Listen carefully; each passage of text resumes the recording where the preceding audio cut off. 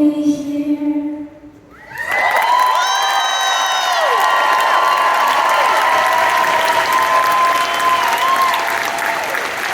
Thank you. When I was 8, when I was 10, let's start that again. Let's go back to darkness. We can do it. Dramatic section, I gotta get it right. Thank you so much. Thank you, Nashville. Thank you so much. Thank you. When I was 10, I got chosen to go to a special summer camp. The summer camp was 4 days long, and you learned how to be a good patroller. Do you guys know what that is? It's a crosswalk guard. It's mostly adults do it. They wear a safety vest and a stop sign. They help kids across the street in front of schools, typically. But in our school, we were low on staff, so kids did it. It's kind of like that movie Bugsy Malone where all the kids are gangsters, but it was our school. Sorry. That's a pretty deep reference, but I think Sarah's laughing. Anyway, I was shattered about having to go. I was initially really excited, but then as the summer kind of wore on, it sunk in that I was going to go alone. It was going to be my first time apart from Sara. And one of the things I was most worried about was being away from Sara, because being identical twins, there was a bit of a celebrity with being twins. We could go into any situation and people would be like, oh, are you guys twins? So it was kind of like an icebreaker. And I realized all summer, as this sort of pending start to camp came, that I was gonna have to go alone. It was really scary, and I begged to not go, and cried the entire bus ride up, which did nothing to help me in terms of like being cool or making friends. People were like, what's wrong with him? Because I also had extremely short hair.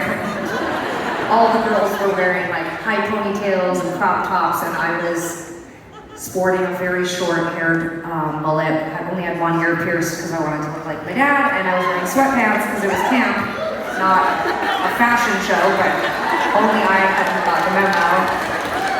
When I got to camp, I managed to kind of contain my sadness, and when they sort of sectioned us all off into quadrants or cabins, the girls in my cabin, once they figured out who I was, meaning a girl named Tegan, they told me that they were excited to have me in the cabin because I could go sneak into the boys' cabins to tell them who they liked, like the girls liked. Needless to say, it was a long 4 days, and on the last night I made friends with what I would describe as 2 queer kids. A queer guy and a queer girl, and both had also cried throughout much of the camp. And on the bus ride home, the 3 of us squished into one seat together, and we talked about what pieces of shit all the other kids at the camp were, because they were all crying. Even at 10, I understood the ridiculousness of the whole thing. They were crying, holding each other, and being like, "Oh, remember you forever," and we were like, "Oh, fuck off. No, you're not." All this to say that Sara and I launched a foundation 5 years ago called the Tegan and Sara Foundation, and we have a lot of different programs. But the one that's nearest and dearest to my heart, and it's the program we raise the most money for, is a summer camp program that sends LGBTQ kids to LGBTQ summer camps. So, yeah, it's a really good program. We fund 26 summer camps across North America, and these camps are so cool.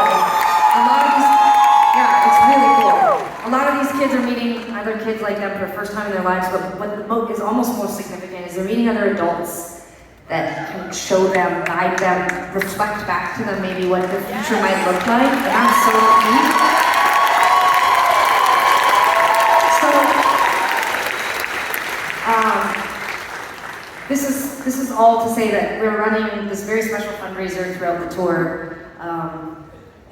We already donate. We've already donated, because every ticket Sara and I donate $1 from every ticket. So we've already donated thousands of dollars tonight because of you coming here. But if you were feeling excited by my story, and in the work that Tegan and Sara Foundation does. We are doing a really cool thing tonight. So if you're interested, you could go into your pocket and take out your cell phone right now, and you can text the word crybaby. I'm gonna repeat all this, don't worry. Let me sell you first, okay? I didn't see very many of you go for your cell phone, but I'm gonna see you all go for your cell phone. Give me a second. So take out your cell phone and text the word crybaby to 99126. I'm gonna repeat it. And you'll be entered into a draw to win a t-shirt and a signed set list tonight.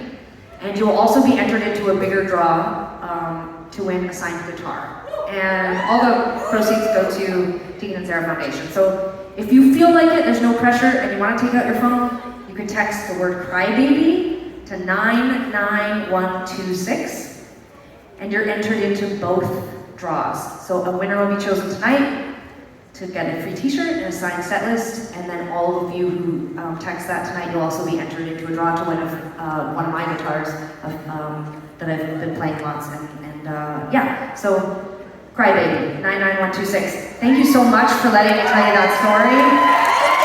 Thank you so much again for just by being here, helping to connect LGBTQ kids to like one thing about the future that makes them feel better about themselves. So thank you for that. Yeah. So hey, we're gonna play one more acoustic song, and then we kind of just get into like old stuff and we just rock the fuck out. But we're gonna play one more slow song. If that's okay with you, you're fine. Alright. Yeah? So is that L works, so is that love type thing? Is that yeah. Making requests.